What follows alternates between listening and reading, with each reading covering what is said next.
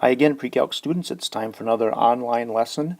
This time we're going to try to cover two lessons in one shot here, both with some things about matrices, which you may remember, and there might be some things that are new too. So, again, first of all, we want to make sure we know what we mean by equal matrices. They have to be the same dimensions, the same size.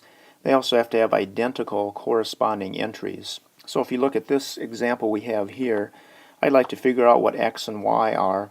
Because it says these two matrices are equal, that means that this entry must equal this entry, and this one must equal this one. Those corresponding parts must be the same. So I know that y must equal 4x, and I know that y minus 3 must equal 2x plus 1. Now I can do a little substitution here, I think. I'm just going to put this 4x in place of this y, so then I'll have 4x minus 3 equals 2x plus 1. I'll move all my x's over to the same side here, so I get 2x equals 4. That means x must be 2. And then if x is 2, I can go back to this one again. 4 times 2 is 8.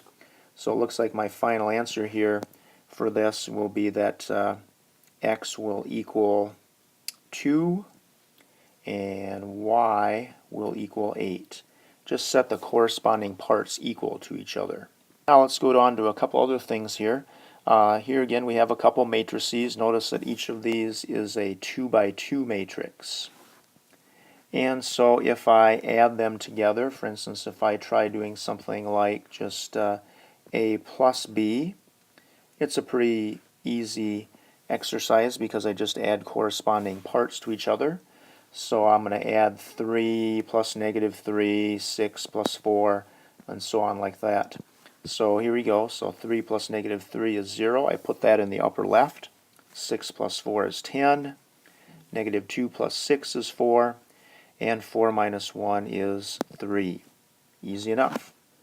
So the only time you can add them, though, is if they are exactly the same size. Now what if I did something like this?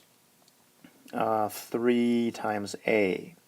Sometimes we call that a scalar because you're scaling matrix A by 3.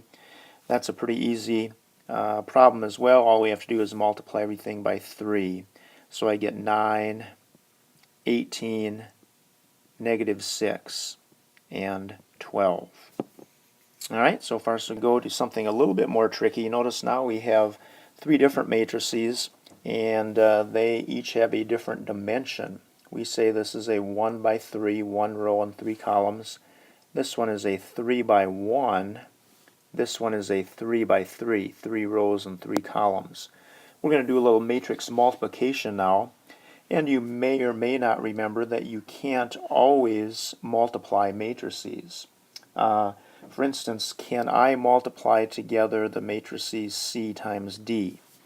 Well, the thing to remember is the middle numbers. If the columns of the first matrix equal the rows of the second, then it's a yes.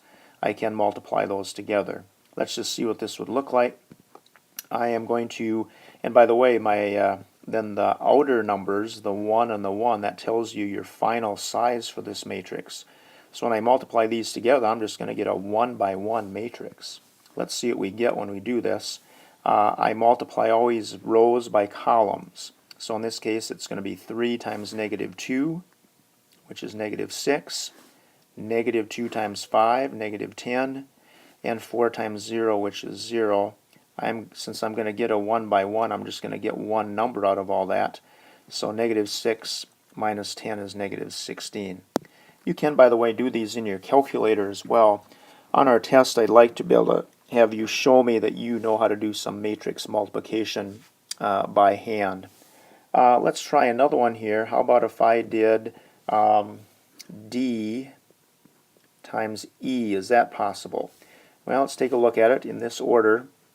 D is a 3 by 1, E is a 3 by 3. What I need to look at are these middle numbers. In this case, since they're not the same, I cannot do anything with this one. So, can't do that. Alright? So let's try something, another kind here. Let's try, I'm trying to think of what color to use here. How about this one?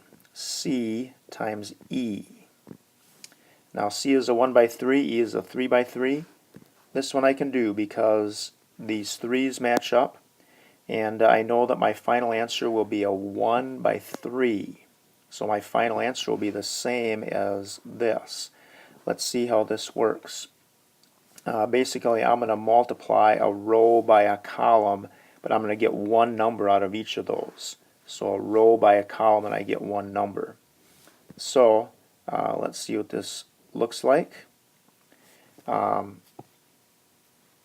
This will be 3 times 2, which is 6, and negative 2 times negative 5, which is 10. I'm going to write it like this. And 4 times negative 2, which is negative 8. Those are all going to combine together to give me one number. Then I take this row times the middle column. So 3 times 0 is 0. Negative 2 times 6 is negative 12. And 4 times 0 is 0. Finally, I'm going to take that same row of C times the last column of E. So 3 times negative 3 is negative 9. Negative 2 times negative 1 is 2. 4 times 7, 28. So my final answer, remember, it has to be a 1 by 3, my final answer. So I'm just going to combine these. So this is 16 minus 8, which is 8. My middle number here will be negative 12. My last number will be negative 7 plus 28, which is, 21. So there's my rather odd-looking matrix there. We'll practice on these some more in class so you feel a little bit more comfortable with them. Again, you can put these in your calculator and check them as well, but make sure you do know how to do them. Now we're going to go to the next part, and you may want to pause this slide a little bit. This is the 2-4 section. This says that we can use matrices to do some transformations of figures. We can do some reflecting and some rotating, which is kind of cool. And notice that each of these are 2 by 2 matrices. We'll talk more about these in class, of course. It'd be good to have these written down that you can refer back to them. And so we're going to actually do one quick example of this so you get this in your notes, but you might want to pause here and write this chart down before we go on. Alright, here's an example. We have a triangle with vertices ABC. Find the coordinates after a rotation of 90 degrees counterclockwise about the origin.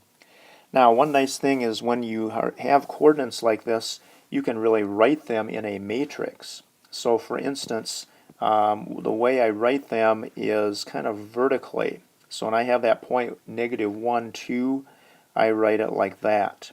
4, 4, I write it in this fashion. 3, negative 2 looks like this.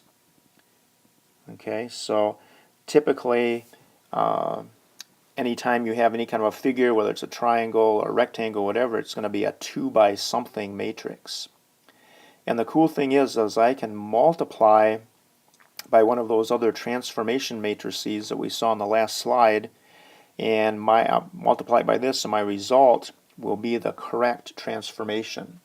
So it says 90 degrees counterclockwise. I'm going to look back to that matrix that I used before, and that matrix for 90 degrees was 0, negative 1, 1, and 0. I'm going to then multiply it by my original one here, which is negative 1, 2, 4, 4, 3, negative 2. And I'm not going to take the time to multiply each of these. These are a lot of times what we'd like to do probably in our calculators. Notice this does work because we have a 2 by 2 and a 2 by 3. If I did do it the other way around, it would not work. You would get an error. And anyway, in your calculator then, when I multiply those together, my final answer becomes negative 2, negative 1, negative 4, 4, and 2, 3. You may want to check those in your calculator just to see if they indeed make sense. I could just try drawing these really quickly. So -2, -1 is going to be here. I'll draw the second one. -4, 4 is up about there, and 2, 3 is about here. So that's what that new triangle looks like. And then I'll try to get the original one, which was -1, 2 right there, 4, 4, which is right about here, and 3, -2, which is like that. Sometimes kind of difficult to picture, but these triangles would be 90 degrees rotation from the red one to the green one. Alright, so thanks for listening, everybody. We'll talk more about this stuff in class, and we'll see you guys on Monday. Bye now.